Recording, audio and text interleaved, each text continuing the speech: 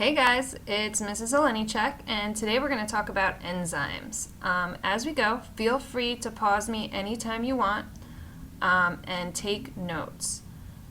At a few points in this lecture, I'm going to have some questions come up, so I want you to pause at that point and make sure that you can answer those questions. If not, then you should go back and watch the previous portions of the video again. If you have questions about anything, make sure to write those down and ask them when you come to class tomorrow. All right, here we go. So enzymes are biological catalysts.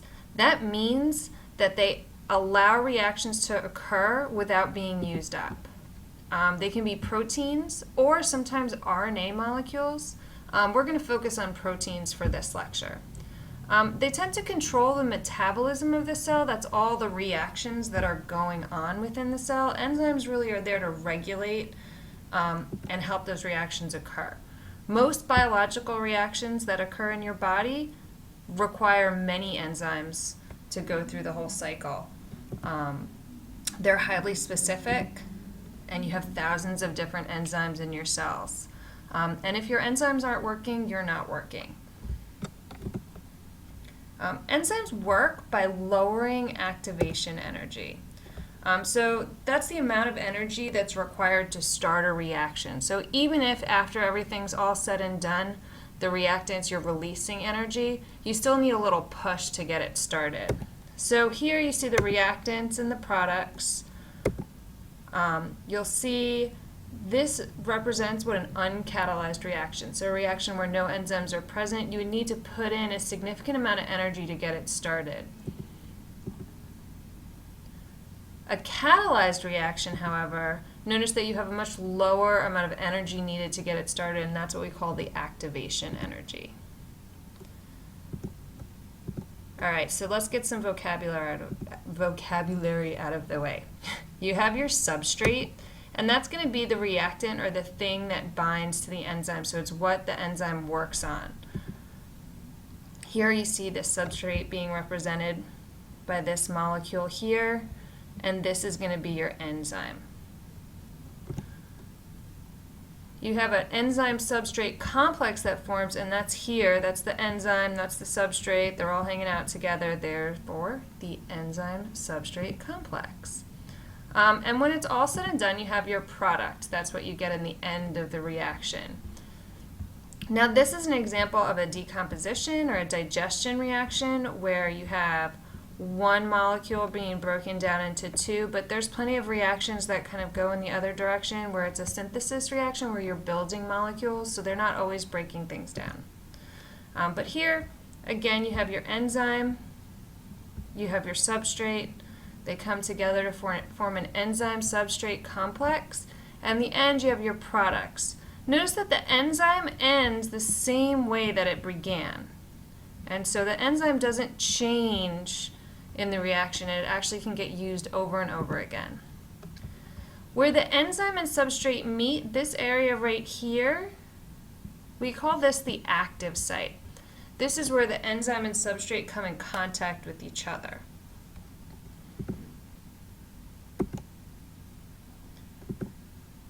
All right, so now let's check and make sure that you understand everything. I'd like you to draw a diagram of the enzyme and substrate interaction, just like the one you saw on the previous slide, and go through and label the enzyme, substrate, active site.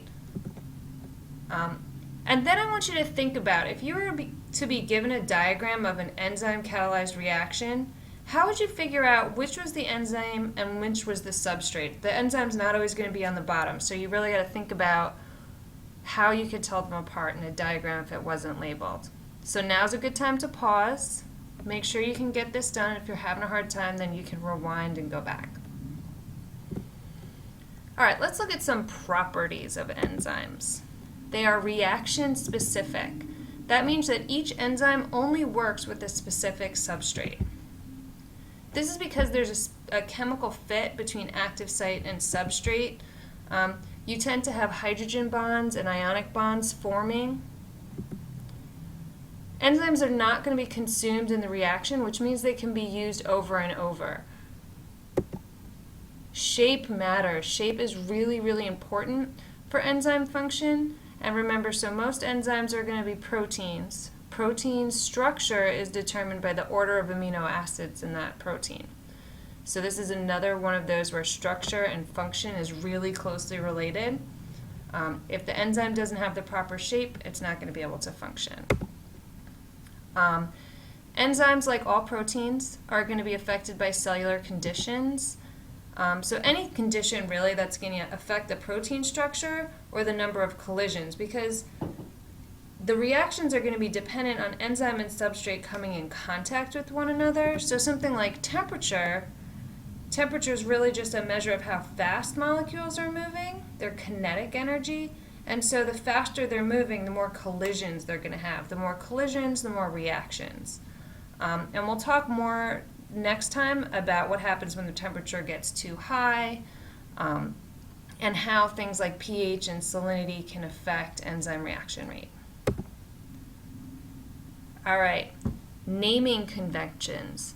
Enzymes are pretty easy to recognize most of the time. They usually end in ACE, that's A-S-E.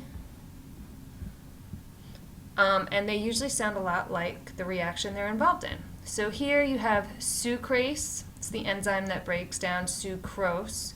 So remember, ose usually is a sugar. So sucrase breaks down sucrose. Proteases, that's a general term for enzymes that tend to break down proteins.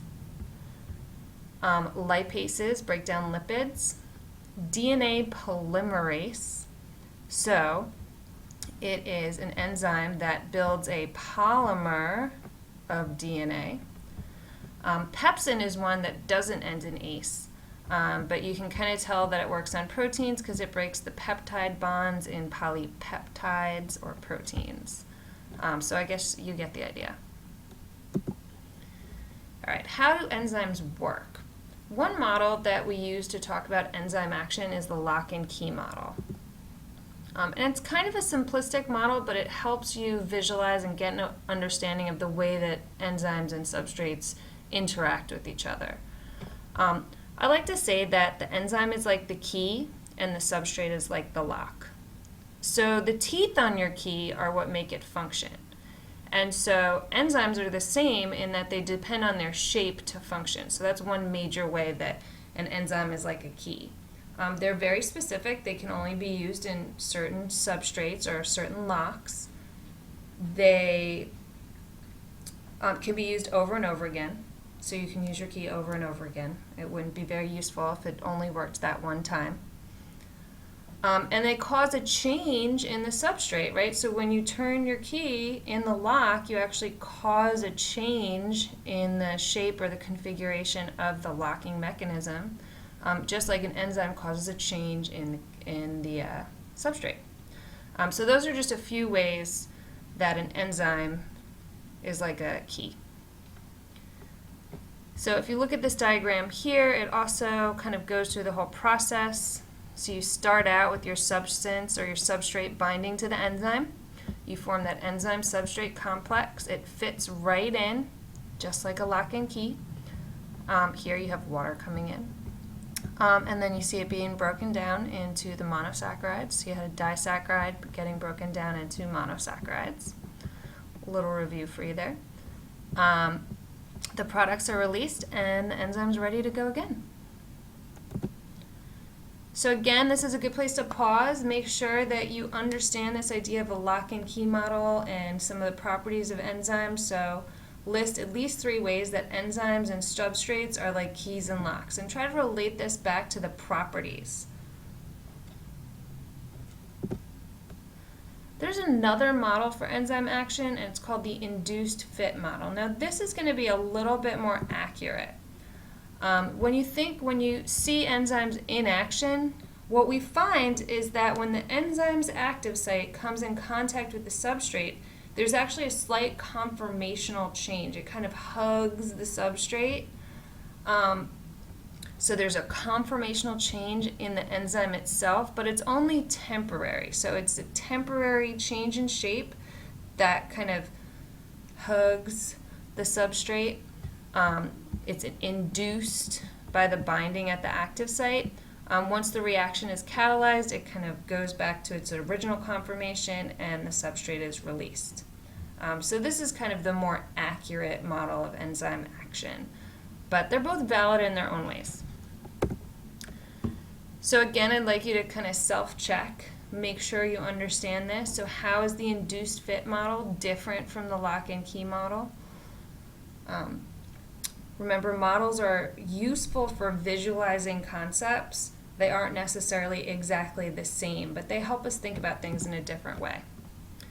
All right, if you have any questions, make sure to write them down. There's a Padlet up, so you can post your questions there. If you go there and you see a question and you feel like you can answer it, you're welcome to try to help out your classmates that way too. And we will talk about all this when you get to class. All right, good night. Bye.